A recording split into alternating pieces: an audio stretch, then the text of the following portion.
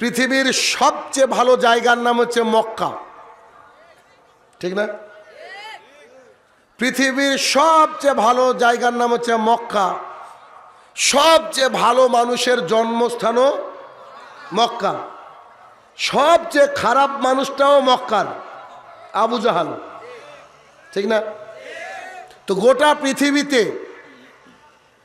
মানুষ যে স্রোতের দিকে চলছে ওইটা কখনো হক হতে পারে না। মানুষ যে স্রোতের দিকে যায় ওটা কখনো হক হতে পারে না। তার মানে 10 যেখানে খোদা সেখানে বলে একটা কথা প্রচলিত আছে, যদি ওটা জায়েজ নয়, কারণ হক যেখানে আল্লাহ সেখানে, ঠিক না? আপনার এলাকার বেশিরভাগ মানুষ নামাজ পড়ে না, বিশ্বের বেশিরভাগ মানুষ নেশাখোর, ঠিক না? তাহলে দেখেন যারা বেশিরভাগ তারা কিন্তু ভালো না। রাস্তায় যতজন বাইক চালায় রাত্রিবেলায় দেখবেন 99% বাইক আরোহী গায়ের জ্বলে বাইক চালায়, তারা সামনের ডিপার কখন করতে হয়, মানে লাইটটাকে কখন নিচে নামাতে হয় এটাও জানে না। তো যদি সমাজটাই এতটা ব্যাধিগ্রস্ত হয়, তাহলে সেই ব্যাধিগ্রস্ত সমাজে ইসলাম যে অ্যাফেক্টেড হবে না, ইসলাম যে ক্ষতিগ্রস্ত হবে না, এ কথা কি বলা যায়? এ কথা বলা যাবে না। তার মানে অবশ্যই আমাদের সমাজের সাথে সাথে ইসলামটাও ক্ষতিগ্রস্ত। পৃথিবীতে এই প্যান্ডেলটা যেখানে মানুষ তৈরি করুক না কেন, যদি এই ফরম্যাটটা নিয়ে যাওয়া হয় একই রকমের প্যান্ডেল হবে, হবে কিনা? আবার মানুষ যদি চাই এই প্যান্ডেলটাকে বিভিন্ন রকমভাবে সাজাতে পারে, কিন্তু এই যে কোরআনুল কারীম, এইটা গোটা বিশ্বের যে প্রান্তেই যাবেন না কেন সূরা ফাতিহা দিয়ে শুরু। 114টা সূরা আছে। গোটা পৃথিবীর যে কোরআনটাই দেখুন না কেন 5 নম্বর সূরাটার নাম হচ্ছে সূরা মায়দা, 31 নম্বর সূরাটার নাম হচ্ছে সূরা লুকমান, 103 নম্বর সূরাটার নাম হচ্ছে সূরা আল আসর, ঠিক না? গোটা বিশ্ব জুড়ে সব কিছু পরিবর্তন হয়, কিয়ামত পর্যন্ত আল্লাহ সুবহানাহু ওয়া তাআলার এই কোরআনুল কারীম পরিবর্তন হবে না। কিন্তু আমাদের সমাজটা এমন যে আমরা এই কোরআনুল কারীমকেও পরিবর্তন করার চেষ্টা করি। এত নোংরা মানসিকতার আমরা। আপনাকে আমি যদি বলি আল্লাহ সুবহানাহু ওয়া তাআলার নাম 99টা আছে, ঠিক না? একটা আছে আল্লাহ, আর রহমান, আর রাহিম, আছে না আল্লাহর নাম? আচ্ছা, এই 99টা নামের মধ্যে কি কোথাও খোদা আছে? পাবলিক, এটা তো বাংলাদেশের পাবলিক, এরা তো ওই পাবলিক। পীর সাহেব এখানে বসে কথা যদি বলতে গিয়ে বলছে যে আমার হুজুরে কেবলা, নাউজুবিল্লাহ, আমার হুজুরে কেবলা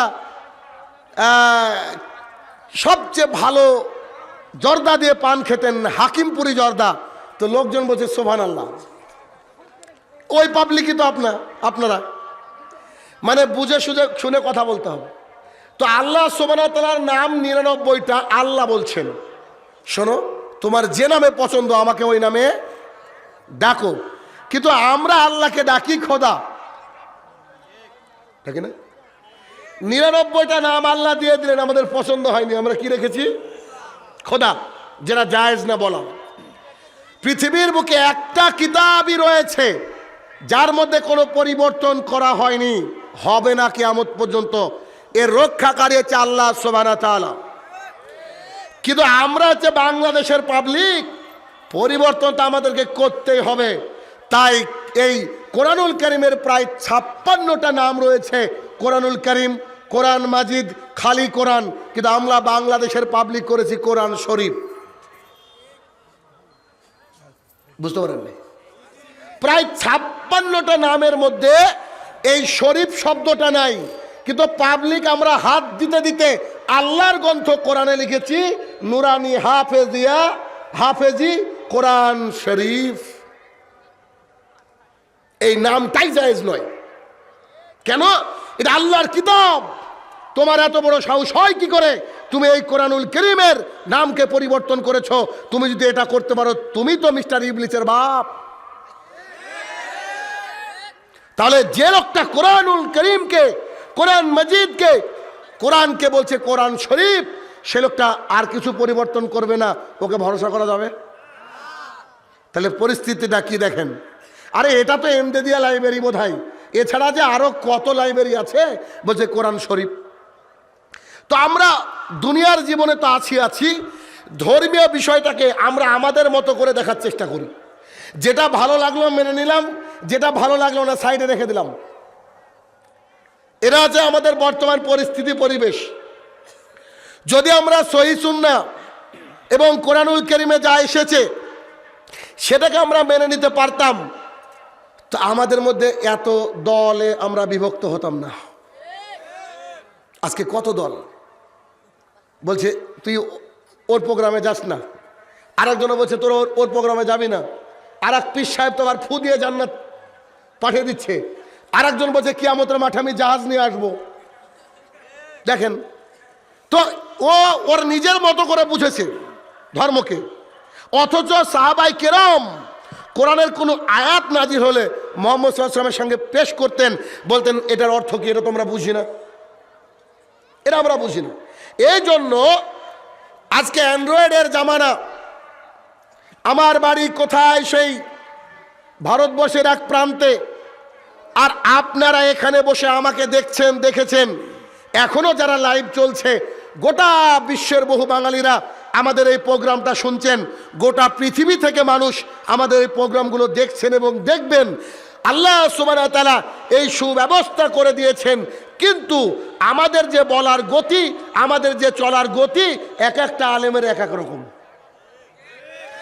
অথচ আমাদের সবারই উস্তাদ মুহাম্মদ সাল্লাল্লাহু আলাইহি সাল্লাম, আমাদের সবারই একটাই সিলেবাস, কোরআন এবং সহিহ হাদিস। তো বলেন ফাজাইলে আমল আসলো কোথা থেকে? বলেন মুনতাখাব হাদিসের কি দরকার হলো? জি, মানুষ যখন দেখেছে হক কথা একটু তিক্ত হয়, এটা যেমন আপনাকে কষ্ট দিবে, কিন্তু এই কষ্ট এক সময় আপনার কাজে আসবে। কেমন? আপনার পেটে পাথর হয়েছে, আপনি অস্ত্রোপচারে ভয় করেন, ডাক্তার সাহেব বলছে আপনাকে আধ ঘন্টা অজ্ঞান থাকতে হবে, আমি অপারেশন করে আপনার পাথরটা বের করে দেব ইনশাল্লাহ, আর কোনোদিন আপনি এই পাথরের যে অসহ্য যন্ত্রণা, এই অসহ্য যন্ত্রণা ভোগ করবেন না।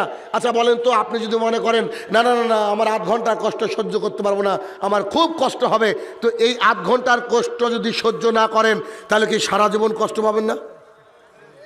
সারা জীবন পাবেন কিনা? কারণ ওই যন্ত্রণা মাঝে মাঝে উঠবে, আর একবার পেট কেটে বের করে দিলে আর ওই যন্ত্রণা হবে না। আপনি যতদিন আল্লাহ বাঁচিয়ে রাখবে, আল্লাহ চাইলে আপনাকে সুন্দর সুস্থ রাখতে পারেন। যদি তাই হয়, আমাদের যদি একটু শক্ত লাগে, আমাদের যদি একটু কড়াও লাগে, তাহলে আমাদের কোরআনুল কারীমে যা বলছে ওটাই মেনে নেওয়া ভালো। পৃথিবীর বুকে সবচেয়ে ভালো মানুষের নাম হচ্ছে মুহাম্মদ সাল্লাল্লাহু আলাইহি সাল্লাম। ইনি কতটা ভালো মানুষ, তিনাকে যদি কেউ গালি দিয়েছে তিনি তাকে নসিহত করেছেন। তিনাকে তায়েফের ময়দানে যুবকের দল এতটা মার মারলো, পায়ের জুতোটা রক্তে একদম পায়ের সঙ্গে টাচ হয়ে গিয়েছিল, খুলছিল না। তারপরে মালাকুল জিবাল এসে বলছিলাম আপনি একবার অনুমতি দেন, ওই গোটা গ্রামের উপর আমি পাহাড় বসিয়ে দিব, ওখানে যে জনগণ থাকতো মানুষ বুঝতে পারবে না, আপনি একবার অনুমতি দেন না। তখন মুহাম্মদ সাল্লাল্লাহু আলাইহি ওয়াসাল্লাম বলছে, এই শোনো, তারা হেদায়েত পায়নি, ইনশাআল্লাহুল আজিজ একদিন তার সন্তান অথবা নাতি পুতিরা হেদায়েত পাবে। বলেন তো এর চেয়ে ভালো মানুষ হতে পারে? যুদ্ধে একদল লোককে ধরে নিয়ে এসেছেন, যুদ্ধে হেরে গিয়েছে। তো একটা সমাজের গোত্রপতি তাকে বেঁধে রেখেছেন, একটা ঘরে রেখে দিয়েছেন। তো রাসূল সাল্লাল্লাহু আলাইহি ওয়াসাল্লাম গিয়ে বলছে, বলো কি খবর? বলছে বলো কি খবর? তো ও একটা ঘরের মধ্যে বন্দি থাকা অবস্থায় বলছে, আপনি আমাকে ছেড়ে দেন, ছেড়ে দিলে টাকা পাবেন। আপনি আমাকে ছেড়ে দেন, ছেড়ে দিলে মূল্যপণ পাবেন, আর যদি না ছাড়েন তো আপনার ভাগ্যে খারাপ আছে। বুঝতে পারেন না বাক্যটা?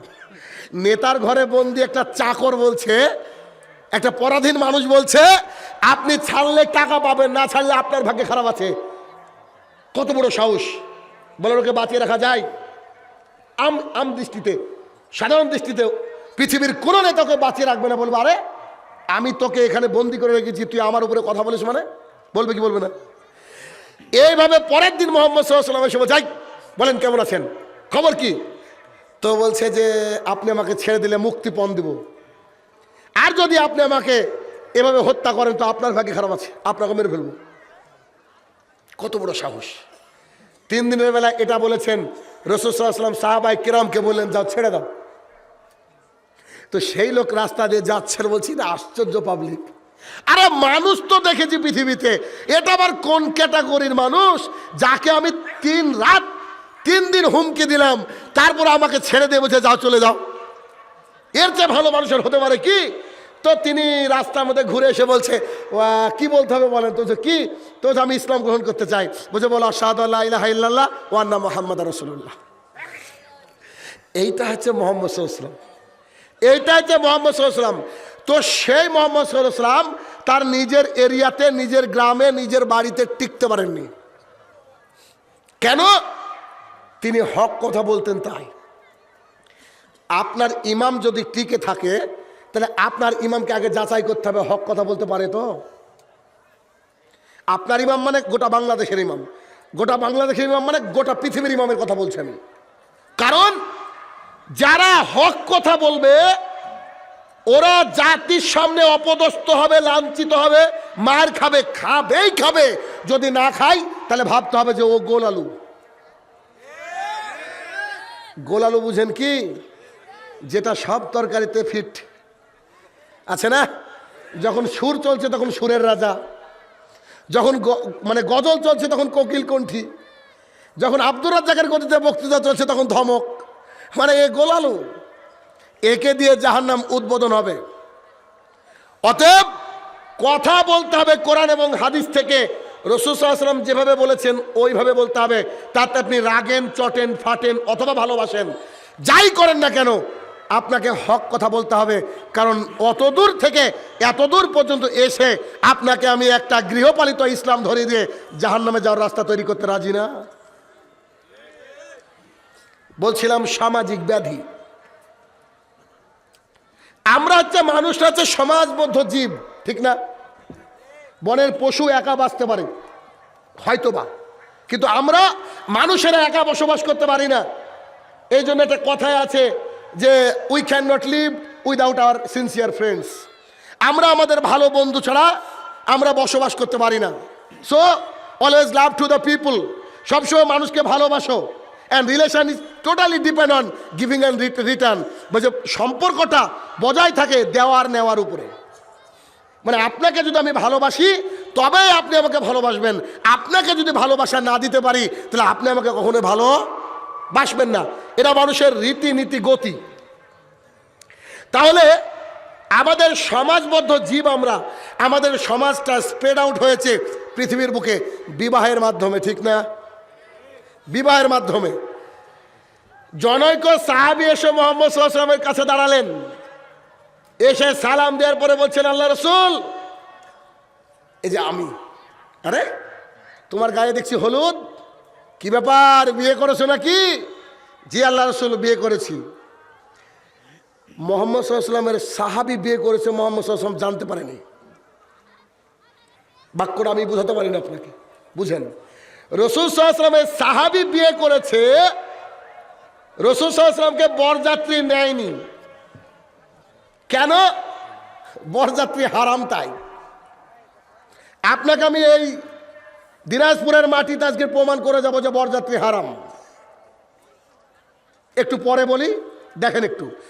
একজন সাহাবী সে বিয়ে করেছে আর সর্বশ্রেষ্ঠ নেতা তিনি জানতে পারেননি। তার মানে আমি আপনাকে এই বাক্যের মাধ্যমে বলতে চাইছি বিয়েটা কতটা সিম্পল ছিল, কতটা ইজি ছিল। আর আমাদের যদি বিয়ে হয় 5 গ্রাম পর্যন্ত জানতে পায় কেন? 7 দিন আগে ডিজে আসবে আর ইন্ডিয়ান গান চলবে, ঠিক না? আর বাংলাদেশেরও গান চলবে। 7 দিন যাবত এলাকায় ভূমিকম্প না হলে বিয়ে হয় না। ভূমিকম্প বুঝেন তো কি? আরে ভাই গানের চেয়েও মানে এত সাউন্ড, আশপাশের লোকজন ঘুমাতে পারে না। বলছে যে আমার নাতির বিয়ে হাজী সাহেব বলছে। আচ্ছা বলেন তো এর কি হজ কবুল হয়েছে? অবস্থাটা দেখেন। তাহলে আমাদের পৃথিবীটা আবাদ হয় বিবাহের মাধ্যমে। রাসূল সাল্লাল্লাহু আলাইহি সাল্লাম বললেন, ইয়া মাশশারাশ শাবাব, এই যুবকের দল শোনো, মানিস্তাতা মিনকুমুল বাস ফালিয়াতাজাওয়াজ, তোমার যদি ক্ষমতা থাকে তুমি বিবাহ করো। ক্ষমতা থাকলে বিবাহ করতে হবে। আমার এলাকার পাবলিক, বিরামপুরের লোক বুঝলো ক্ষমতা মানে সন্তান তৈরি করা। জি, রাস্তায় যে একটা পাগল ঘুরে বেড়াচ্ছে আর বিরামপুর স্টেশনে একটা পাগলি ঘুরে বেড়াচ্ছে, এই পাগল আর পাগলিকে একটা ঘরের মধ্যে 15 দিন বন্দি করে রাখেন, 9.5 মাস পর বাচ্চা ডেলিভারি দিবে। পাগলেও বাচ্চা জন্ম দিতে পারে। তার মানে বাচ্চা জন্ম দেওয়া মানে ক্ষমতা নয়। ক্ষমতা মানে আপনার স্ত্রীকে পর্দা করাতে হবে। ক্ষমতা মানে আপনার স্ত্রী বেলেল্লাপনা করে জাতির সামনে হাঁটবে না। ক্ষমতা মানে আপনার স্ত্রী পাড়া প্রতিবেশী সবাইকে নিজের ভাইয়ের মতো দেখবে না। ক্ষমতা মানে আপনার স্ত্রীর বাড়ির যে মেন গেট সেটা বন্ধ থাকবে। ক্ষমতা মানে আপনার অনুমতি ছাড়া আপনার স্ত্রী বাইরে যাবে না। ক্ষমতা মানে আপনার স্ত্রী বাইরে কখনো কারোর বাড়িতে গল্প করবে না আপনার পারমিশন ছাড়া। এর নাম হচ্ছে ক্ষমতা। জি, এবার যদি আপনাকে বলি এলাকার 100 জনে কতজন বুরকা পরে? 2 জন। 100 জনে 2 জন বুরকা পরে, তার মানে আমার সামনে সবাই কি কাপুরুষ? কষ্ট হচ্ছে? আমি তো পুরুষ, পুরুষ মানে বীর পুরুষ, তার বিপরীত কাপুরুষ। আপনি আবার গালি ভাবিয়েন না। দেখবেন এক শ্রেণীর লোক আছে আমাদেরকে গালি দেয়, ওয়াহাবি তাই বলে। ওয়াহাবি মানে আল্লাহওয়ালা লোক। তা আলহামদুলিল্লাহ, গালিটা দিয়েও জানে না। রাসূল সাল্লাল্লাহু আলাইহি ওয়াসাল্লাম বললেন, তোমার যদি ক্ষমতা থাকে বিয়ে করো। আর ক্ষমতা মানে বউকে কন্ট্রোল করা। যার হাতে বউ কন্ট্রোলের ক্ষমতা নাই তার বিবাহ করা ঠিক হয়নি। তার প্রমাণ আপনাকে দিয়ে করাবো আমি। দেখেন, আপনার 2 সন্তান, আপনার 2 সন্তান, খুব ভালো করে খেয়াল করবেন। ভাইয়ের 2টো ছেলে আছে। একটার নাম হচ্ছে ওয়াসি, ওয়াসি হচ্ছে বড়, আর আরেকটার নাম হচ্ছে দিদাত। আচ্ছা বলেন তো, এই ভাইয়ের যে মোটর সাইকেলটা আছে, দিদাত ছোট্ট একটা ছেলে, দিদাতকে কি ভাই এখন বাইক চালাতে দেবে? আচ্ছা কেন দেবে না? কারণ ও বাচ্চা, ও বাইকটাকে কন্ট্রোল করতে পারবে না, এই জন্য দিবে না। কিন্তু ওয়াসি দিন রাত বাইক চালাচ্ছে, কেন? ও কন্ট্রোল করতে পারে, ঠিক না? তাহলে ওই লোক কেন বিয়ে করবে যে তার বাইক কন্ট্রোল করতে পারবে না? আরে বাইক মানে বউ। যে লোক তার বউ কন্ট্রোল করতে পারবে না, যে লোক জানে না যে বউকে পর্দা করাতে হবে, যে লোক জানে না যে মোহরানা দিলাম আমি ধাক্কা মারলো আমার দুলো ভাই, এই লোক এই যে মানে নিজেকে কন্ট্রোল করতে পারলো না, বউকে কন্ট্রোল করতে পারলো না, বলো তো এই লোককে বিয়ে করা কি ঠিক হয়েছে? আচ্ছা এদের জন্য কি অফার ছিল?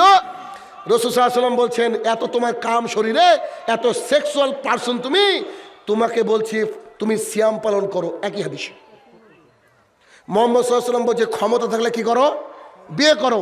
আর না হলে তোমার কাম শক্তিকে কন্ট্রোল করার জন্য ইউ হ্যাভ টু ফাস্ট, তোমাকে সিয়াম পালন করতে হবে।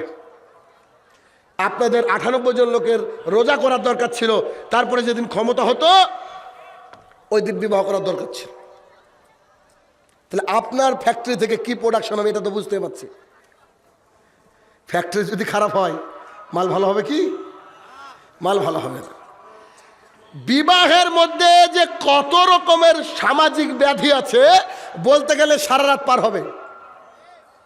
তবে কয়েকটা আপনাকে উল্লেখ করছি, এই কয়েকটা খবরদার আপনি মেনে চলবেন। এক নম্বর সামাজিক ব্যাধি, বিয়ে যখন একটা মেয়েকে ভালো লেগেছে একটা ছেলের, তো ছেলে বলছে যে আব্বা আমার ওই মেয়েটাকে ভালো লেগেছে, ওর বাড়িতে যেতে হবে। তো ছেলে তার বাপকে বলেছে, তার মাকে বলেছে, তার বন্ধুকে বলেছে, তার বান্ধবীকে বলেছে। তো মেয়েটাকে যখন দেখতে যাচ্ছে, যাবে হচ্ছে প্রথমে দুলা ভাই, যাই না, ভগ্নিপতি দুলা ভাই যাই। তো দুলা ভাই যাচ্ছে, ছেলের বন্ধু যাচ্ছে, আর কেউ কেউ যাচ্ছে।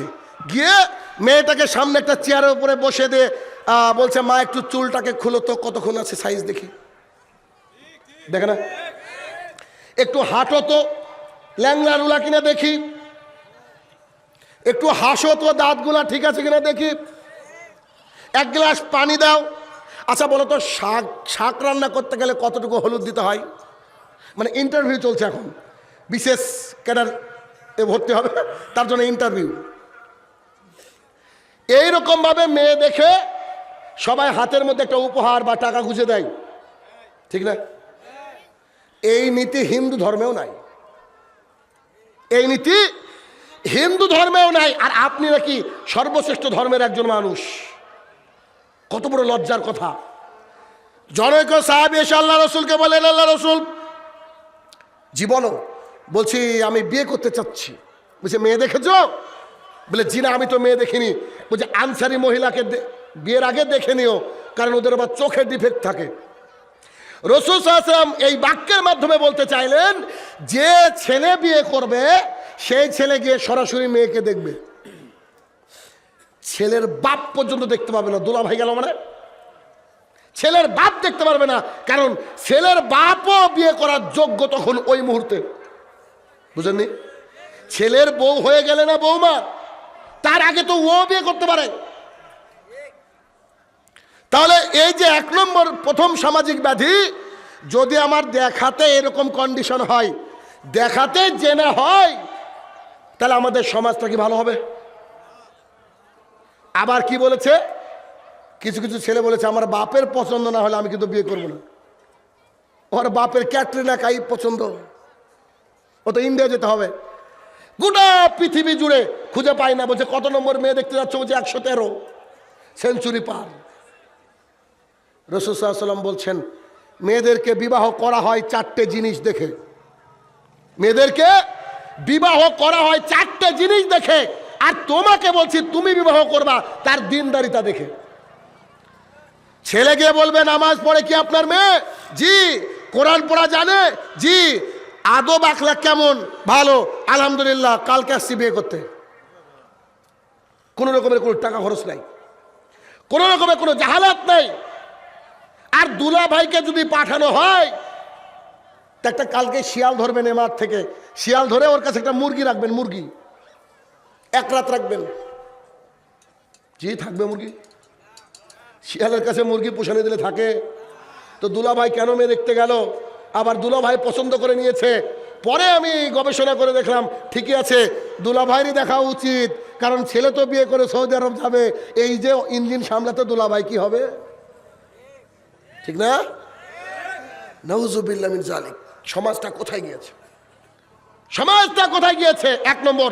2 নম্বর, বিবাহে আমাদের সামাজিক ব্যাধি, যখন মেয়ে পছন্দ হয়ে গেছে বলছে এবার লেনদেনের বিষয়টা আলোচনা করেন। মানে বিরামপুরের হাটে গরু বিক্রি হচ্ছে, এবার গরুর আলোচনা হবে। আরে 23 বছর, 28 বছর, 22 বছর, 20 বছর, 16 বছর যাবৎ যে লোকটা অনেক কষ্ট করে ওই মেয়েটার ভরণ পোষণ দিল, তাকে খাওয়ালো, তাকে জাতি থেকে হেফাজত করলো, হায়না পশু থেকে হেফাজত করলো, এটাই কি যথেষ্ট নয়? এবার ও বলছে কত টাকা দিতে হবে। যদি এইরকম কোনো কথা তোলে, তো তাকে যদি বাড়িতে একটা ফুটো থালা থাকে, ফুটো থালা বুঝেন কি? রিজেক্টেড থালা থাকে না বাড়িতে, ওই একটা ফুটো থালা তাকে ধরে দিয়ে বলবে বাপ কাছে রেল স্টেশন 15 মিনিটের রাস্তা, গিয়ে ওখানে ভিক্ষা করবা, আমি 50 টাকা দিয়ে শুরু করলাম। ওকে মেয়ে দিবেন কেন? ও আপনার মেয়ে নিয়ে দাম দর করছে? আপনার মেয়ে কি গরু নাকি? ওকে ভিক্ষার একটা ঝুলি ধরিয়ে দেবেন, ভিক্ষার একটা আপনি প্লেট পিরিচ ধরিয়ে দেবেন যে দা তুই ভিক্ষা কর, যা আমি 50 টাকা দিয়ে শুরু করলাম, যা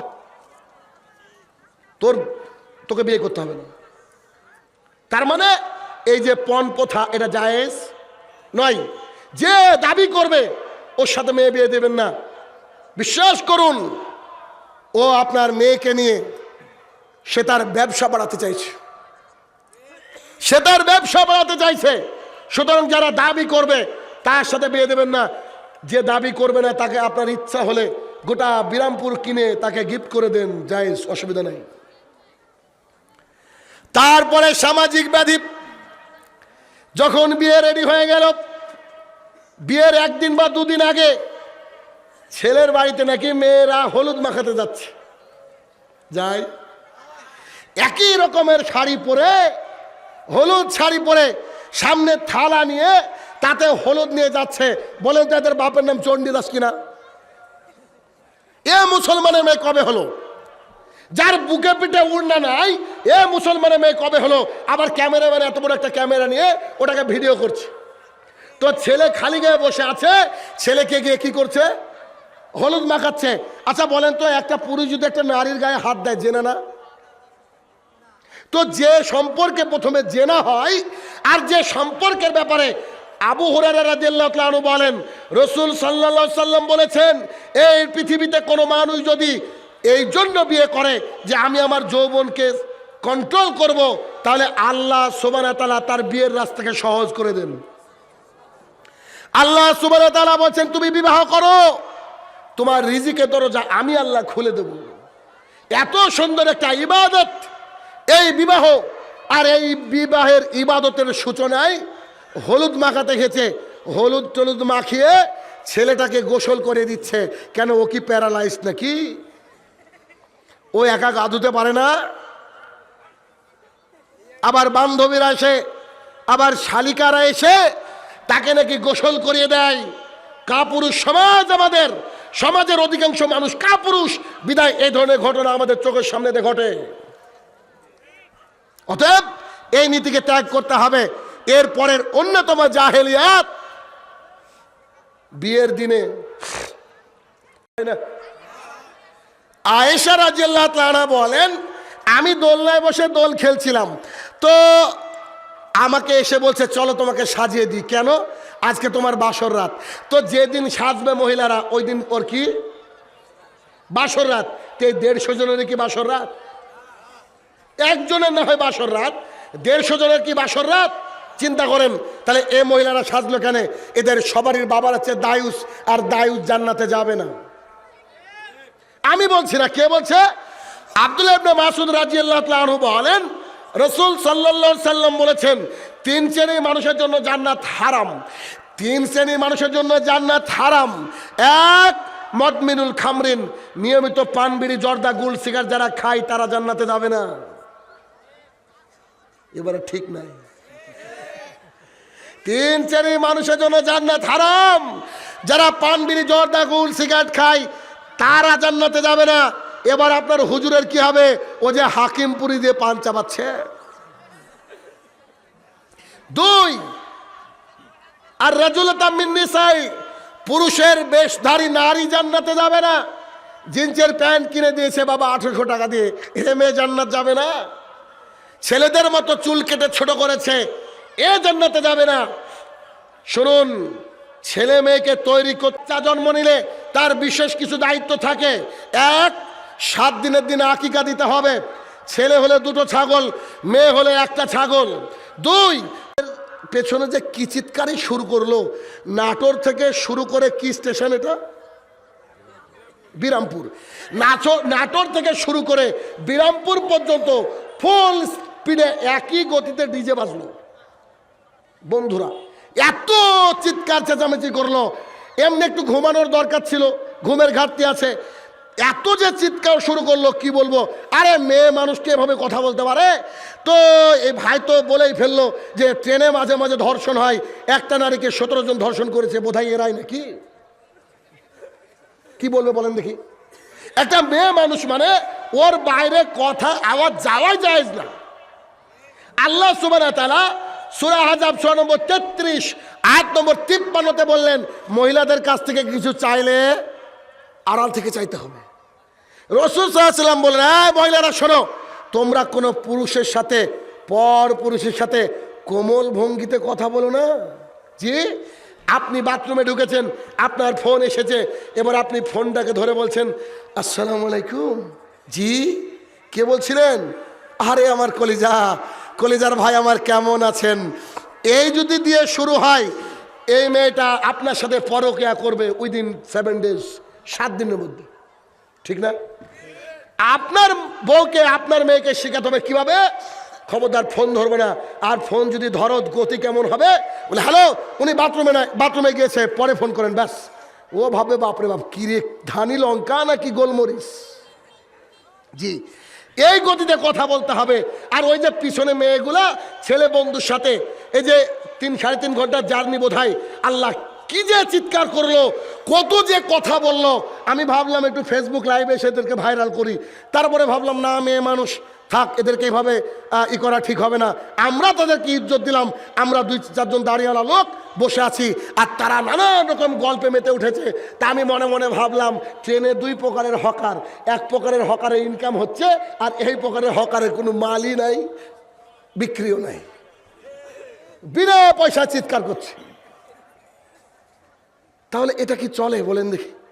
রাসূল সাল্লাল্লাহু আলাইহি ওয়াসাল্লামের নীতি অনুযায়ী ওর বাপ মা বিবাহ করেনি, আর বিবাহ করলে ওর বাপ মা ওকে নীতি আদব শিখায়নি, ওর বাপ মা ওকে নীতি আদব শিখায়নি। বলছিলাম যে এই যে মেয়েগুলা সেজেছে, সাজার পরে সবাই সার ধরে বসে আছে, আর গেটে ঢোকার সময় ওখানে আবার এখন বাংলাদেশের সিস্টেম বোধহয় দেখলাম যে কে কোন উপহার নিয়ে আসছে তাই লিখে না, কে কোনটা দিচ্ছে। তো মানে এটা ডিজিটাল হোটেল, ঠিক না? ডিজিটাল হোটেল না? এমনি হোটেলে খেতে গেলে 100 টাকায় হয়ে যাবে, আর আপনার বাড়িতে নিমন্ত্রণ খেতে গেলে 500 টাকা লাগবে মিনিমাম। মানে ওরা চোর হলে আপনি ডাকাত, চিন্তা করেন। এই যে আয়েশা রাদিয়াল্লাহু তাআলা বলছেন, আমি সেজেছিলাম কোন দিন? বাসরাতের দিন, বিবাহের দিন। আজকে ঘটনা কি হলো? আজকে তো আপনার মেয়ের বিয়ে, তো বাদ বাকি 150 জন সাজলো কেন? এরা হচ্ছে কাপুরুষের সন্তান, তাই সেজেছে। এরা হচ্ছে কাপুরুষের সন্তান, তাই সেজেছে। ওকে যদি একান্তই যেতে হয়, তাহলে কি করে যেতে হবে? বোরকা পরে যেতে হবে। এবার আপনাকে বলি যে আচ্ছা বলেন তো, এলাকার কি এমন মানুষ আছে নাকি বিনা কারণে এসে বলছে ভাই চলেন আজকে আমার বাড়িতে নেমন্তন্ন, আমি 200 লোককে বলেছি খাওয়াবো? এরকম ঘটনা ঘটে? পৃথিবীর ইতিহাসে ঘটে? বিনা কারণে একজন লোক বলছে চলেন ভাই আমার বাড়িতে আজকে 300 লোক খাওয়াবো ভাবছি, কি এমনি আমার ইচ্ছা হচ্ছে খাওয়াই। 10 জনকে খাওয়াই এমন রেকর্ডও নাই, 10 জনকে খাওয়াই এমন রেকর্ডও নাই। আপনি আমাকে খাওয়াতে পারেন, কেন? আমি ইন্ডিয়ান মেহমান, তাই না? কিন্তু আমি ইন্ডিয়ান না, আমি আপনার দেশের। আপনি আমাকে ডাকবেন কি? 5 জনকে ডাকবেন? তাহলে এই যে ছেলের বিয়ে দিচ্ছেন যে বাড়িতে, এই যে 300 লোকের নেমন্তন্ন, বলেন তো এটা কি ভালোবেসে করেছে নাকি বিপদে পড়ে? বুঝতে পারেনি? এমনি তো মেয়ের বিয়ে দিচ্ছে 5 লাখ টাকা খরচ, আবার ভোজের জন্য আরো 3 লাখ টাকা। এই জন্য আমি বর যাত্রীর নাম লিখেছি জুলুম যাত্রী। আপনি একটু হিসাব করে দেখবেন। এই জন্য এটা হারাম না জায়েজ। সৌদির ফতোয়া বোর্ড দিয়েছে এই বরযাত্রী যাওয়া হারাম না যায়। তাহলে ছেলে বিয়ে করবে কি করে? ছেলে 2 থেকে 3 জনকে নিবে, সাক্ষী লাগবে তো, 2 থেকে 3 জনকে নিবে, যাবে, মোহরানাটা যা হবে ওখানে পেড হবে, বাকি মোহরানা রেখে স্ত্রীর সাথে স্পর্শ করা জেনার সমতুল্য। ও 5 লাখ টাকা কেন মেহরানা বানতে গেল? ভিখারির বাচ্চা ভিখারি, ও 5000 টাকা দিবে, না পারলে 500 টাকা দিবে, না পারলে সূরা ফাতিহা পড়বে, ব্যাস। ও ওখানে দিয়ে কোনো উকিল বাবা চলবে না। উকিল বাবা আছে বাংলাদেশে? উকিল বাবা চলবে না, ওর বাপ জীবিত উকিল, মানে উকিল বাবা চলবে না। 5000 টাকা 5 লাখ টাকা যা হবে নগদ দিয়ে মেয়ের বাপকে ডাকবে, মেয়ের বাপকে বলবে এই শ্বশুর দেখেন নেন, আপনার মেয়েকে দিয়ে অনুমতি নিয়ে আসেন। মেয়েকে দিয়ে বলছে মা অমুকের ছেলের সাথে তোমার বিয়ে দিলাম, তুমি কি রাজি? যদি বলে জি রাজি, রাজি। যদি চুপ থাকে তাও রাজি। বাবা টাকাটা দিয়ে চলে আসবে, এসে বলবে জি আমার মেয়ে রাজি। তো বলছে সাক্ষী কই? সমাজে বলে না, বলে না সাক্ষী কই? তো সাক্ষী কই মানে ওর বাপ কি বাটপার নাকি? ওর বাপের চেয়ে বড় সাক্ষী আর লাগে নাকি? হ্যাঁ, ওই সাক্ষীর বাহানায় মেয়েটা কেমন করে সেজেছে দেখবে, ও সাক্ষীর বাহানায় মেয়েটা কেমন করে সেজেছে দেখবে। আচ্ছা, মানুষ যতই বৃদ্ধ হোক, ওর যৌবনের চাহিদা, মনের আকাঙ্ক্ষা কিন্তু কোনোদিনই কমে না। শেখ নাসিরউদ্দিন আলবানী বলছেন, আমি যদি 50 বছরের উপরে বয়সে মহিলার দিকে চোখ চলে যায়, আপনি কোন স্যার? এই শুনেন, 70 বছরের লোক যে বসে আছেন, আপনি যদি মনে করেন যে আপনার চোখ যায় না, অন্তর যায় না, তাহলে ডাক্তার দেখাতে হবে আপনাকে, ঠিক না? আল্লাহ তো তৈরি করেছেন আমাদের ওইভাবে যে নারী আর পুরুষ মিলবে, এটা স্বাভাবিক। তবে আমরা ওটাকে কন্ট্রোল করে রাখবো, এটা আমাদেরকে আল্লাহ দিয়েছেন ফ্রি হুইল, এরা পাওয়ার। তো সাক্ষী এবার কোথা থেকে আসলো?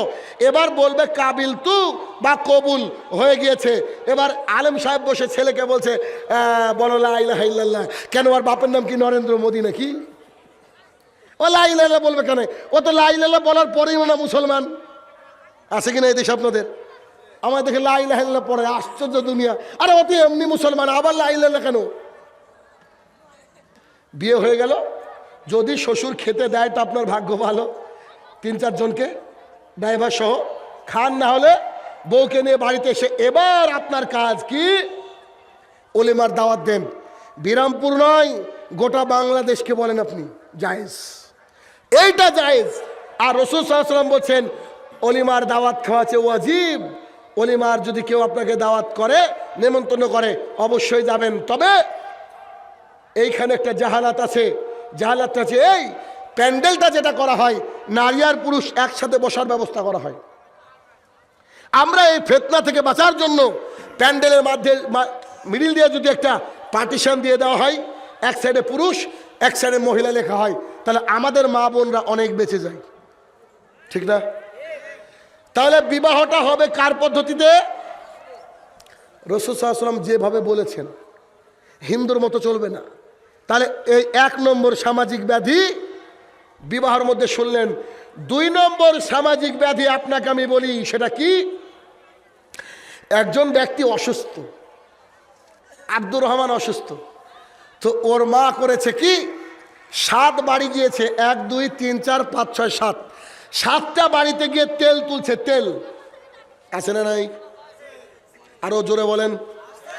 এটা তো আমি পারি না, আরো জোরে বলেন, এটা আমার দ্বারা হয় না। তো 7 বাড়িতে তেল তুলেছে। কিসের তেল? সরিষার তেল। আমরা ভালো তেলও বলি মাঝে মধ্যে। তো সরিষার তেল তুলে ছেলেটাকে রোদ্রে বসে দিয়ে মাখাচ্ছে। কেন? রোগ ভালো হয়ে যাবে তাই। তো ঢাকা মেডিকেল কি করতে আছে ভাই? ওটা রাজশাহী বিভাগ কেন আছে? খুলনাতে মেডিকেল কেন আছে?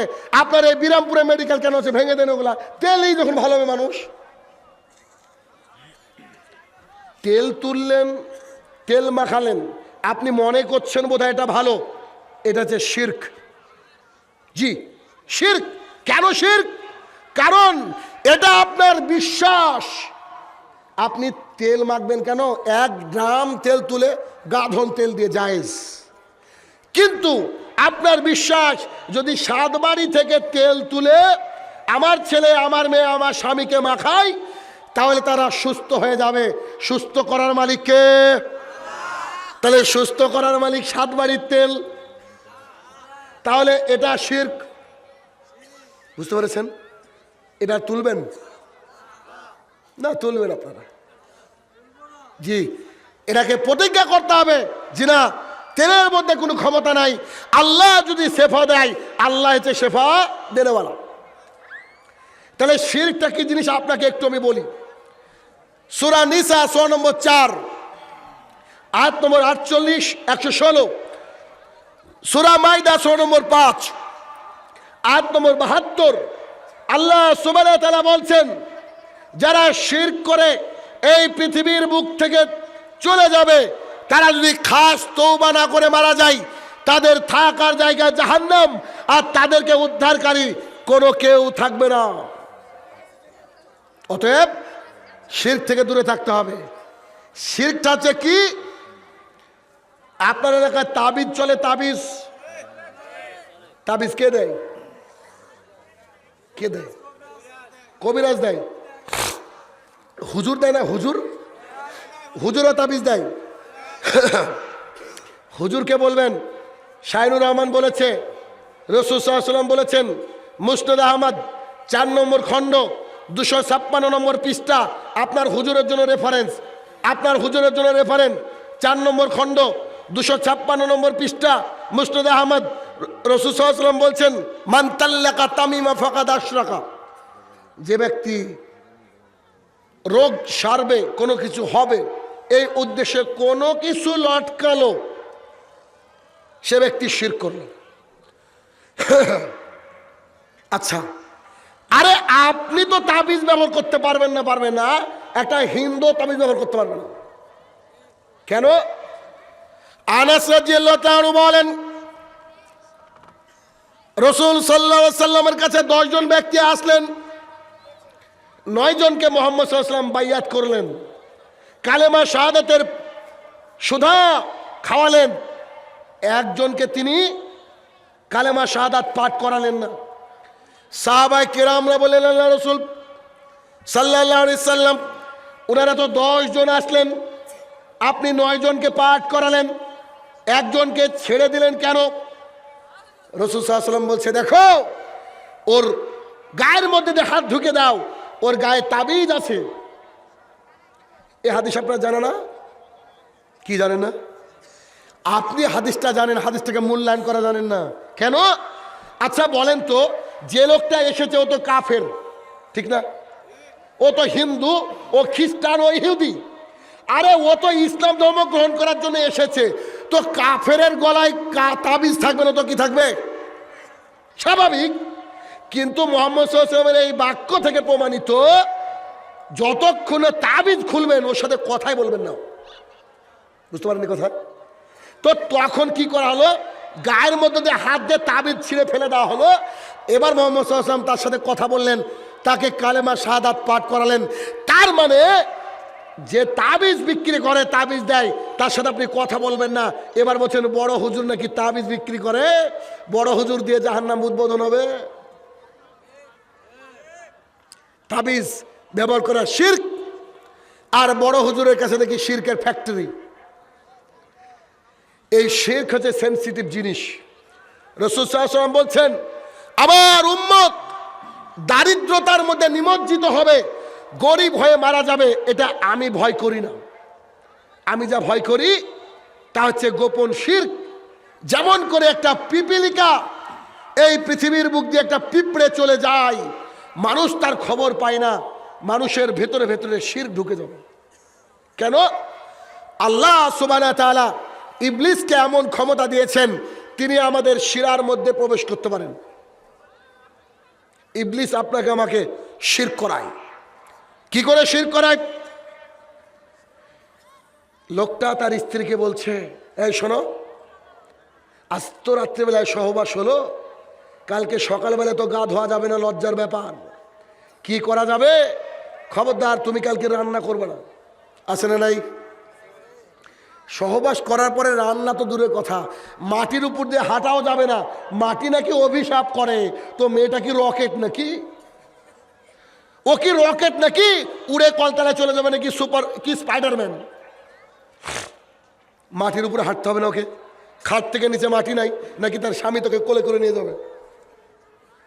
স্ত্রী সহবাস করার পর পৃথিবীর যত কাজ আছে সব জায়েজ, শুধুমাত্র সালাত বাদ দিয়ে। জি, শুধুমাত্র সালাত বাদ দিয়ে সব জায়েজ। এবার সহবাস করার পরে মাটির উপরে হাঁটা যাবে না, মাটি নাকি অভিশাপ দেবে, এই কথাটা বলা হচ্ছে শিরক। 3 নম্বর ব্যাধি সমাজের। আপনার একটা ছোট্ট দোকান রয়েছে, ওই দোকানে আপনি সকালবেলায় পানি ছিটাচ্ছেন, ধূপ দিচ্ছেন, দেখি না কেন? বরকতের আশায়। চট করে একজন এসে বলছে, আব্দুর রহিম ভাই, বলছিলাম মা বলছে 1 প্যাকেট নুন দিতে। ও বলছে, এই সকালবেলায় বউনিতে নুন দিব না। হয় কি হয় না? এই সকালবেলায় বাকি দেওয়া যাবে না, সকালবেলায় বাকি দিলে সারা দিন আবার বাকি দিতে হবে। রুজির মালিককে? রুজির মালিককে আল্লাহ। তাহলে এর রুজির মালিককে? ওর বিবেক, ঠিক না? ওর বিবেক। এই যে ব্যাধি, এটা যে সামাজিক ব্যাধি। আর কি আছে? বলছে গাড়ির ড্রাইভারটা যে কি ভালো, ঠিক টাইমে ব্রেক করেছিল, তাই আমরা বেঁচে গেলাম।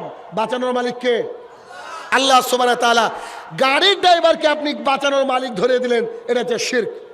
আপনার আপনার স্ত্রী রাত্রেবেলায় কথা বলছেন, একটা টিকটিকি পাশে টিকটিক করছে, তো বলছে দেখেছো আমাদের কথাটা ঠিক। বিরামপুরের মানুষকে কথাই বোঝাতে পারলাম না, এত কড়া বক্তৃতা দেওয়ার পরেও কালকে পান খাবে, জর্দা খাবে, তারপরেও মানুষকে কথা বোঝাতে পারলাম না। বুদ্ধিমান পৃথিবীতে জীব, আর নাকি টিকটিকিতে কথা বোঝে। কত বড় পাগল সমাজ মধ্যে। সামাজিক ব্যাধিগুলা কোন পর্যায়ে গিয়েছে। এবার দেখেন, আপনি কলা ভালোবাসেন, দোকানদার আপনাকে কলা দেওয়ার সময় দেখছেন একটা কলার সাথে আর একটা কলা লেগে আছে। যখন কলাটা দিয়ে দিচ্ছে তখন আপনার স্ত্রী বুঝে এই ছি ছি ছি, এটা হাতে ধরো না। কেন? বুঝে কি কি জামটা। আচ্ছা আচ্ছা, একটা নতুন ভাষা শিখলাম, জামটা। তো যে জামটা কলা খেলে নাকি ডবল বাচ্চা হয়।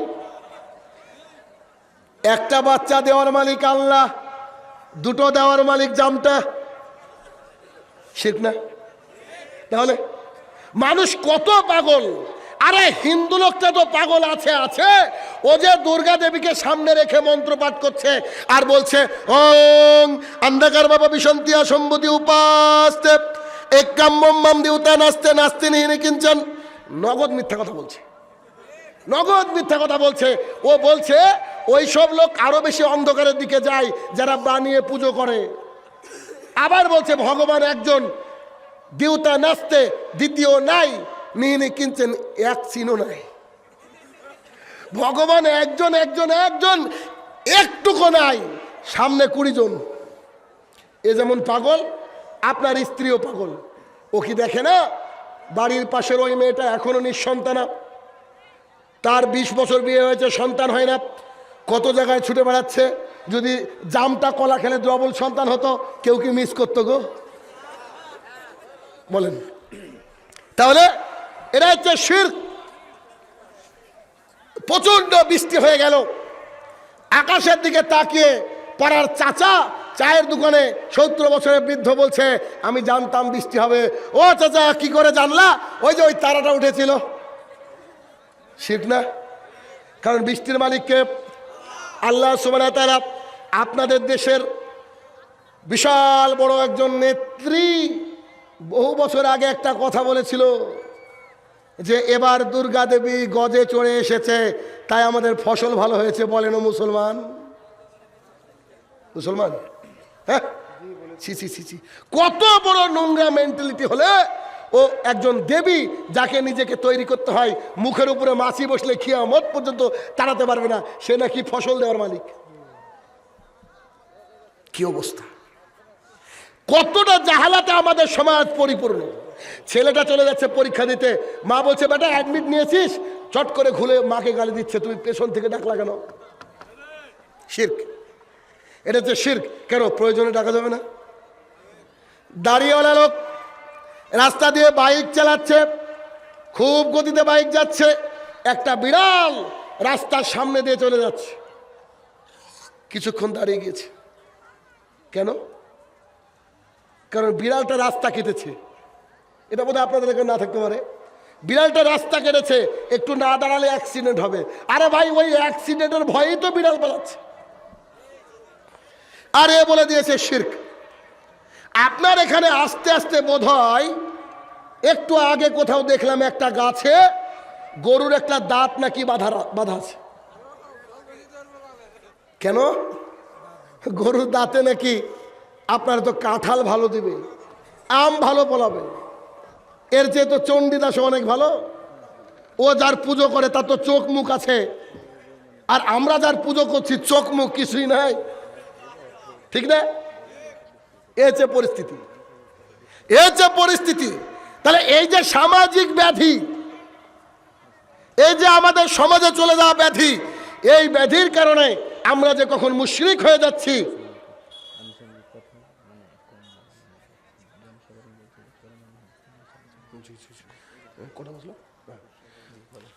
তাহলে বুঝতে পেরেছি। তাহলে চিন্তা করেন, এই যে অবস্থা, এই যে ভয়াবহ পরিস্থিতি, এ থেকে বাঁচতে হবে কিনা? বাঁচতে হবে, জরুরি, ঠিক না?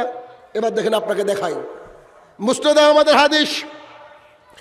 রাসূল সাল্লাল্লাহু আলাইহি ওয়াসাল্লাম বলছেন, মান সাল্লা ইউরাই ফাকাদ আশরাকা, কোন ব্যক্তি যদি সালাত আদায় করে, ওই সালাতটা অন্য কাউকে দেখানোর জন্য, মানুষকে দেখানোর জন্য, ওই ব্যক্তি শিরক করলো। আমাদের সবার ইবাদত হবে কার জন্য? কুলিন্নাস সালাতি ওয়া নুসুকি ওয়াল মাহি ওয়াল মামাতি লিল্লাহি রাব্বিল আলামিন। তুমি বলে দাও, নিশ্চয়ই আমার সালাত, আমার সিয়াম, আমার কিয়াম, আমার যাবতীয় ইবাদত, তার হকদার শুধুমাত্র আল্লাহ সুবহানাহু ওয়া তাআলা। তাহলে যে লোকটা শুধুমাত্র জুমার দিনে সালাত আদায় করতে যাচ্ছে, যে লোকটা শুধুমাত্র জুমার দিনে সালাত আদায় করতে যাচ্ছে, ও কখনো আল্লাহ সুবহানাহু ওয়া তাআলার জন্য যায় না? যাই আল্লাহর জন্য? ও শুধুমাত্র এলাকার মানুষের ভোট পাওয়ার জন্য, এলাকার মানুষের সাপোর্ট পাওয়ার জন্য ওই ব্যক্তি কি করছে? জুমার দিনে যাচ্ছে। রাসূল সাল্লাল্লাহু আলাইহি ওয়াসাল্লাম বলছেন যে ওই ব্যক্তি শিরক করলো, যে ব্যক্তি অন্যকে দেখানোর জন্য সালাত আদায় করলো। ওমান সামা ইউরাই ফাকাদ আশরাকা, কোন ব্যক্তি সিয়াম পালন করলো, কোন ব্যক্তি রোজা রাখলো মানুষকে দেখানোর জন্য, এই ব্যক্তি শিরক করলো।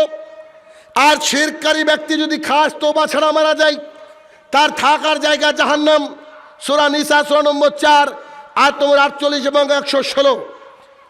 কাউকে দেখানোর জন্য সিয়াম মানে কি? এলাকার বিশিষ্ট ব্যক্তি তিনি দেখলেন, কালকে আমার বাড়িতে ইফতার মাহফিলের পার্টি দেব, হয় কি হয় না? নেতারা অনেক বেশি করে এটা। অমুক নেতার বাড়িতে ইফতার মাহফিলের পার্টি, রাত্রিবেলায় তার স্ত্রীকে বলছে, কালকে তো আমার বাড়িতে মাহফিলের পার্টি দেব, ইফতার পার্টি দেব, তো আমি তো রোজা করতে পারি না, তুমি তো জানো খুব কষ্ট হয়, তো আজকে রাত্রিবেলা ভোরবেলা একটু ডেকো। কেন? আরে কালকে আমার বাড়িতে ইফতার মাহফিল, আর আমি যদি লোকের সামনে পানি খাই, আমি যদি লোকের সামনে অন্য কিছু খাই, মান সম্মান তো চলে যাবে। তাই কালকের দিনটা রোজা রাখবো। বলেন তো, রোজাটা কার জন্য? মানুষের জন্য। রাসূল সাল্লাল্লাহু আলাইহি ওয়াসাল্লাম বলেন, ওমান সামা ইউরাই ফাকাদ আশরাকা, কোন ব্যক্তি সিয়াম পালন করলো কিন্তু লোক দেখানোর জন্য, ওর থাকার জায়গা জাহান্নাম।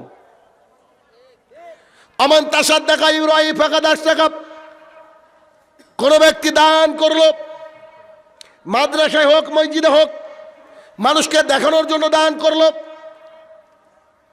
আলেম সাহেব, বক্তা সাহেব, তার দানের কথা, তার নাম বলতেই তার বুকটা চওড়া হয়ে গেল, সিনাটা টান হয়ে গেল, নিজেকে নিজের মধ্যে গর্ব অনুভব করতে থাকলো। এই দান তাকে জাহান্নামে নিয়ে যাবে। সব কিছু, সমস্ত ইবাদত শুধু হবে কার জন্য? আল্লাহ সুবহানাহু ওয়া তাআলার জন্য। সামাজিক ব্যাধি নাম্বার 2। সামাজিক ব্যাধি নাম্বার হচ্ছে 3। আমাদের সমাজে দেখবেন সবচেয়ে অন্যায় কাজ যারা করে, তারা বেশিরভাগই নেশাখোর মানুষ, ঠিক না? আল্লাহ সুবহানাহু ওয়া তাআলা কোরআনুল কারীমের মধ্যে বললেন, ইয়া আইয়ুহান নাস, হে মানব সকল। আল্লাহ সুবহানাহু ওয়া তাআলা ইয়া আইয়ুহাল্লাযীনা আমানু বললেন না, হে ঈমানদারগণ এটা বললেন না।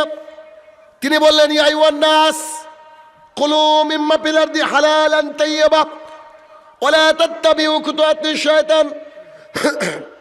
আল্লাহ সুবহানাহু ওয়া তাআলা বললেন, হে মানব সকল, তোমাদের জন্য আমি রুজির ব্যবস্থা করে দিয়েছি পৃথিবীর বুকে, তোমরা সেখান থেকে হালাল হালাল বেছে বেছে খাও। তার মানে রুজির মধ্যে হালালও আছে, আবার হারামও আছে। এই দুটোর মধ্যে আমাকে বেছে বেছে খেতে হবে, নইলে কি হবে? আল্লাহ সুবহানাহু ওয়া তাআলা কোরআনুল কারীমের আরেক জায়গায় বললেন, ইয়া আইয়ুহার রাসূল, হে আমার নবী, কুলু মিনাত তাইয়্যিবাহ, পবিত্র হালাল খাবার খাও, আর ও আমালান সালেহ, এবং নেক আমল করো। আগে হারাম খাবারকে ত্যাগ করতে হবে, হালাল খেতে হবে, পবিত্র খেতে হবে, এরপরে সালাত, এরপরে সিয়াম, এরপরে হজ, এরপরে যাকাত। যদি আপনার ইবাদত কবুলের অন্যতম শর্ত হালাল রুজিকে আপনি ত্যাগ করেন, তাহলে কি হবে? বলেন কি হবে? আল্লাহর কাছে ইবাদতটা কবুল হবে না, কবুল হবে না। আল্লাহ সুবহানাহু ওয়া তাআলা কোরআনুল কারীমের মধ্যে বললেন। কিন্তু এক শ্রেণীর আলেম যে ফতোয়া দিয়ে রেখেছে জর্দা খৈনি বিড়ি এগুলো মাকরু, কি বলে কি বলে না জি, মাকরু যে বলল হুজুর, বলছে নেশা দুই প্রকার, এ বাবা হেরোইন ইয়াবা মদ এগুলো হচ্ছে নেশা, জর্দা খৈনি গুল বিড়ি এগুলো ইবাদত। মাকরু, মাকরু বলা মানে তো সাব্যস্ত করার চেষ্টা, তাই না? মাকরু বলা মানে সাব্যস্ত করার চেষ্টা। এবার কয়েকটা হাদিস আপনাকে শোনাই। সবচেয়ে বড় টিচার, সবচেয়ে বড় শিক্ষককে আসলে আমরা জিজ্ঞাসা করি। আন আয়েশা রাদিয়াল্লাহু তাআলা আনহা ক্বালাত ক্বালা রাসূলুল্লাহ সাল্লাল্লাহু আলাইহি সাল্লাম, আয়েশা রাদিয়াল্লাহু তাআলা আনহা বলেন রাসূল সাল্লাল্লাহু আলাইহি সাল্লাম বলেছেন, কুল্লু মুসকিরিন খামরিন ওয়া কুল্লু খামরিন হারাম, প্রত্যেকটা নেশাদার বস্তু মদ আর প্রত্যেকটা মদই হারাম। প্রত্যেকটা মানে সব, সব যদি বলে তাহলে কি বিড়ি আলাদা? নাকি পরে হাদিসে আছে যে কুল্লু মুসকিরিন খামরিন ওয়া কুল্লু খামরিন হারামুন ইল্লা জর্দা, নাকি ইল্লা জর্দা, জর্দা বাদ দিয়ে ইল্লা হাকিমপুরি এরকম বলেছে না? বলেনি। সুতরাং এগুলো আছে হারাম, নাজায়েজ, এগুলো খাওয়া যাবে না। এবার আপনাকে যে একটু আগে আমি বললাম ঠাকুর যে মূর্খ মন্ত্র পাঠ করছে ও জানে না, আপনার ঠাকুর যে মূর্খ তাও যে প্রমাণ করব। জি, আপনার ঠাকুর মানে আপনার ইমাম সুললিত কণ্ঠে সূরা ফাতিহা পাঠ করে দিয়েছে। এরপরে মসজিদের মধ্যে বলছেন, ইয়া আইয়ুহাল্লাযীনা আমানু ইন্নামাল খামরু ওয়াল মাইসিরু ওয়াল আনসাবু ওয়াল আজলামু রিজকুম মিন আমালি শাইতান ফাজতানিবুহু লাআল্লাকুম তুফলিহুন। সূরা মাইদা সূরা নম্বর 5 আয়াত নম্বর 90। ইমাম সাহেব মসজিদ থেকে বাইরে এসে বলছে, ও সলিমুদ্দি ভাই, একটা ভালো দেখে জর্দা দিয়ে পান দাও তো। বলে কি বলে না? ওই লোক এখন যেটা বলে আসলো মসজিদে, এর বাংলা তর্জমা হচ্ছে এই, নিশ্চয়ই পান বিড়ি জর্দা গুল খৈনি সিগারেট এগুলো হচ্ছে রিজসুম, এগুলো হচ্ছে নাপাক, এগুলো হচ্ছে পায়খানা, এগুলো হচ্ছে রিজসুম, এগুলো হচ্ছে নাপাক, এগুলো হচ্ছে পায়খানা, এটা হচ্ছে শয়তানের রাস্তা, এগুলো থেকে তুমি দূরে থাকো। করেন আপনি কি তর্জমা করবেন? আর ও এখন এখানে এভাবে আল্লাহকে বলে এসে মসজিদ থেকে বাইরে এসে বলছে যে জর্দা দিয়ে পান দাও, আমার হাকিমপুরি লাগবে। চিন্তা করেন, তাহলে হারাম ঘোষণা হয়ে গেল। আর আবি হুরায়রা রাদিয়াল্লাহু তাআলা আনহু ক্বালা রাসূলুল্লাহ সাল্লাল্লাহু আলাইহি সাল্লাম, আবু হুরায়রা রাদিয়াল্লাহু তাআলা আনহু বলেন রাসূল সাল্লাল্লাহু আলাইহি সাল্লাম বলেছেন, আবু হুরায়রা বর্ণনাকারী সবচেয়ে বেশি হাদিস বর্ণনা করেছেন। আর মুহাম্মদ সাল্লাল্লাহু আলাইহি সাল্লাম বলছে কি, লা ইয়াদখুলুল জান্নাতা জাসাদা, ওই দেহ জান্নাতে যাবে না, গুদিয়া বিল হারাম, যে দেহ হারাম খেয়ে গড়ে উঠেছে। তো যার বাড়িতে ডেস্টিনি আছে তার অবস্থা কি? যার বাড়িতে আশাব ব্র্যাকের বই রয়েছে তার অবস্থা কি? যে দলিলের অফিসে চাকরি করে তার অবস্থা কি? যে মুহুরি লেখক তার অবস্থা কি? জি, যে পাসপোর্ট অফিসে চাকরি করে তার অবস্থা কি? ঘুষ ছাড়া হয়? বর্ডারে করোনা টেস্ট করছে, করোনা টেস্ট করছে, 5 মিনিটের মধ্যে করোনা সার্টিফিকেট বানিয়ে দেবে 1000 টাকা দিলে। 5 মিনিটে করোনা টরোনা কিচ্ছু নাই, খালি 1000 টাকার খেলা। বলেন এদের ইনকাম হালাল। আবু হুরায়রা রাদিয়াল্লাহু তাআলা আনহু বলেন রাসূল সাল্লাল্লাহু আলাইহি ওয়াসাল্লাম বলছেন, যারা হারাম খায়, যারা হারাম বিক্রি করে তাদের দেহ বলছেন ইন্নাল্লাহা তাইয়্যিবুন, আল্লাহ সুবহানাহু ওয়া তাআলা হচ্ছে পবিত্র, লা ইয়াকবালু ইল্লা তাইয়্যিবা, আল্লাহ সুবহানাহু ওয়া তাআলা পবিত্র ছাড়া গ্রহণ করেন না। জি, যে লোকটা শুধুমাত্র জুমার দিনে মসজিদে যায় ওর নাম আমি রেখেছি শুকুর আলী। শুকুর আলী। আর কিছু লোক আছে দেখবেন ইদু মিয়া, খালি ঈদে যায়। আর কিছু হচ্ছে রমজানে যায়, রমজান আলী। তো রমজান আলী, ইদু মিয়া, শুকুর আলী এরা মসজিদে যায়, জেনারেল মিটিংয়ে ডাকেন, জেনারেল মিটিংয়ে ডেকে একটা গোল ফ্লেগ তার সামনে ধরিয়ে দেন এবং বলেন যে মসজিদে সিগারেট ধরাতে হবে। পৃথিবীর কেউ ধরাবে? 1 কোটি টাকা দিলে, বাংলাদেশ দিয়ে দিলে, যে লোকটা একটা দিন খালি মসজিদে যায় সবাইকে ফাঁকি দেওয়ার জন্য, ওই লোকটাও সিগারেট খাবে না। কেন? ও জানে এটা আল্লাহর ঘর। আর ওই লোকটা ওই সিগারেটটা খাবে পায়খানায়। এটা না খেলে নাকি পায়খানায় হয় না। বলেন তো কি ভয়াবহ পরিস্থিতি! পৃথিবীর বুকে এ হচ্ছে একটা ভয়ঙ্কর জীব যে একসাথে খায় আর পায়খানা করে বাথরুমের মধ্যে। কি অবস্থা! নুমান ইবনে বাসির রাদিয়াল্লাহু তাআলা বলেন, রাসূল সাল্লাল্লাহু আলাইহি সাল্লাম বলেছেন, হালাল সুস্পষ্ট, হারাম সুস্পষ্ট, মাঝে যা রয়েছে তা হচ্ছে সন্দেহ। যে ব্যক্তি সন্দেহ থেকে বেঁচে থাকলো সে তার ইজ্জত, আবরু এবং দ্বীন ইসলামকে উপরের দিকে তুলল। এরপরে রাসূল সাল্লাল্লাহু আলাইহি ওয়াসাল্লাম সাহাবায়ে কেরামকে বলছেন, এই শোনো, তোমরা প্রত্যেক রাজার একটা আলাদা আলাদা ভূমি থাকে, জমি থাকে। তো তোমরা যদি কোনো রাজার নিষিদ্ধ ক্ষেতের আলে ছাগল চড়াও, কি বলেন আপনারা? আল বলেন না? আইল বলেন না? আইল, হ্যাঁ। তো আলের উপরে ছাগল গরু চড়াও, তো ওই ছাগল গরু কি ওই দিকে যাবে? তো সাহাবায়ে কেরামরা বলো, জি যাবেই তো, ও তো আর বুদ্ধি নাই, ও তো পরের ফসল দেখলে খাবেই। রাসূল সাল্লাল্লাহু আলাইহি ওয়াসাল্লাম বলছে, যা সন্দেহ তা হারাম। তাহলে হুজুরের মাকরু যে এবার টিকলো না, হুজুরের মাকরু টিকলো না। আচ্ছা, এই জর্দা খৈনি এগুলা কি শুধু আহলাদিসের জন্য হারাম নাকি হানাফি ভাইদের জন্য হারাম? পৃথিবীর যত মানুষ আছে সবার জন্য হারাম, চণ্ডীদাসের জন্য হারাম। দলিল, ইয়া আইয়ুহান নাস, হে মানব সকল, কুলু মিম্মা ফিল আরদি হালালান তাইয়্যিবা, তোমরা হালাল হালাল বেছে বেছে খাও।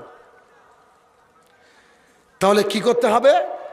হারাম খাবার থেকে আমাদেরকে দূরে থাকতে হবে, আমাদেরকে দূরে থাকতে হবে। আর যখন কোনো ইবাদত আমরা সঠিক দিশায় পাবো, যার মধ্যে দলিল পাবো, ওই ইবাদতগুলোকে আমাদেরকে মেনে নিতে হবে। ঠিক আছে না? আপনার বাপদাদা কি করে গেল এই চিন্তা ধরে পড়ে থাকেন না। বিশ্বাস করুন, কবরে বাঁচতে পারবেন না। আপনার এলাকার কিছু যুবক এই মাহফিলের আয়োজন করেছে, তারা চেয়েছে মানুষের কাছে হক কথাটা পৌঁছে দেখ।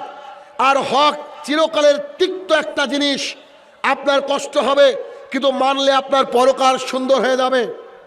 ছেলেরা যদি দাওয়াতের কাজ করতে চায়, বাধা নয়, বরং তাদেরকে সহযোগিতা করা আপনার জন্য ফরজ। ঠিক না?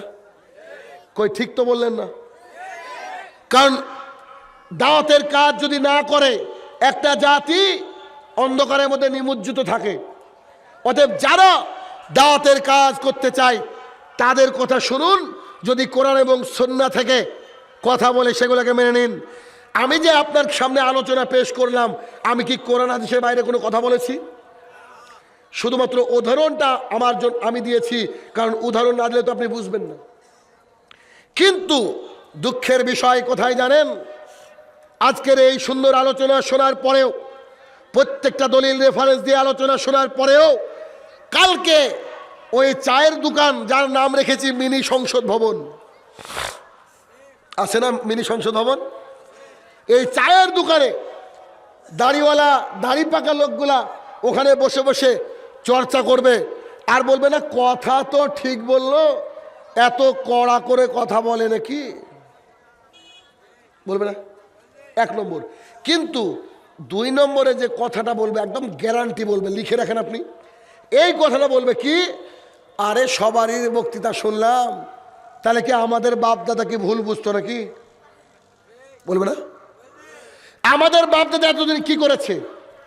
তাহলে শাইনুর রহমান ফতোয়া দিক আমাদের বাপ দাদা জাহান্নামী, ও ফতোয়া দিক যে যারা সম্মিলিত মোনাজাত করে ওরা বিদাতি, ও ফতোয়া দিক যে আব্দুর রাজ্জাক বিন ইউসুফের বক্তৃতা শোনা যাবে না। বলবে কি বলবে না? এই কথা বলবে কালকে, এই কথা বলবে। ও বাপ দাদার দোহাই দিবে যে বাপ দাদার দোহাই দিত মক্কার ইহুদি খ্রিস্টানরা। ওই বাপ দাদার যুক্তি আপনি দিবেন। তার জন্য এই কোরআনুল কারীম আপনার জন্য একটা অ্যান্টিবায়োটিক রেখে যাচ্ছি। সেটা কি? সূরা বাকারা সূরা নম্বর 2 আয়াত নম্বর 170। আপনি যেন মনে করতে পারেন তার জন্য আসতে বলছি। সূরা বাকারা সূরা নম্বর 2 আয়াত নম্বর 170। সূরা মায়দা সূরা নম্বর 5 আয়াত নম্বর 104। সূরা আরাফ সূরা নম্বর 7 আয়াত নম্বর 70। সূরা লুকমান সূরা নম্বর 31 আয়াত নম্বর 21। সূরা আম্বিয়া সূরা নম্বর 21 আয়াত নম্বর 53। এতগুলা জায়গায় আল্লাহ সুবহানাহু ওয়া তাআলা বললেন, তাদের কাছে যদি হকের দাওয়াত দাও, সত্য দিনকে উপস্থাপন করো, সত্য দিনের প্রচার প্রসার করো, তারা বলবে আমাদের বাপ দাদা কি কম বুঝতো। আল্লাহ বলছেন, এখনই খুলেন রেফারেন্স পেয়ে নেবেন। আল্লাহ বলছেন যে আমাদের বাপ দাদা কি কম বুঝতো। এরপরে আল্লাহ একই সাথে বলছেন হয়তো তাদের বাপ দাদা ধর্মই বুঝতো না। কি করবেন এবার? আল্লাহ বলছেন, আল্লাহ সুবহানাহু ওয়া তাআলা বলছেন আরেকবার সূরা বাকারা সূরা নম্বর 2 আয়াত নম্বর 170, সূরা মাইদা সূরা নম্বর 5 আয়াত নম্বর 104, সূরা আরাফ সূরা নম্বর 7 আয়াত নম্বর 70, সূরা লুকমান সূরা নম্বর 31 আয়াত নম্বর 21, সূরা আম্বিয়া সূরা নম্বর 21 আয়াত নম্বর 53। নোট করবেন, আপনি কালকে খুলে দেখবেন এই কথাই বলছে। তার মানে হক কথাকে মেনে নেওয়ার জন্য আপনার অন্তরটাকে উন্মুক্ত করে নিতে হবে। হক কথাকে মেনে নেওয়ার জন্য আপনার অন্তরকে উন্মুক্ত করে নিতে হবে। যদি না করতে পারেন তাহলে বুঝতে হবে আপনি চেয়ে অহংকারী কেন। রাসূল সাল্লাল্লাহু আলাইহি ওয়াসাল্লামকে জিজ্ঞাসা করা হলো আল্লাহ রাসূল অহংকারী কাকে বলে। রাসূল সাল্লাল্লাহু আলাইহি ওয়াসাল্লাম দুটো বাক্য বললেন। তিনি বললেন তারা হচ্ছে অহংকারী যারা যে সাফাউল হক, যারা হককে পাওয়ার পরে মেনে নিতে পারে না। বুঝতে পারেননি? যেসব লোক হক পাওয়ার পরে মেনে নিতে পারে না তারা হচ্ছে অহংকারী। তার মানে আমার এই বাক্য থেকে আজকে প্রমাণিত হলো যে মানুষের বাড়িতে বাড়িতে গিয়ে তেল চেয়ে বানানো শিরক, এইটা যদি আপনার ইমাম মেনে নিতে না পারে তাহলে আপনার ইমাম হচ্ছে অহংকারী। আপনার এলাকার মানুষ যদি মেনে নিতে না পারে আপনার এলাকার মানুষ হচ্ছে অহংকারী। যে বিয়ে করবে সে এক কেবলমাত্র মেয়েকে দেখবে, অন্য পুরুষ দেখতে পাবে না, তাদের জন্য এটা যে না।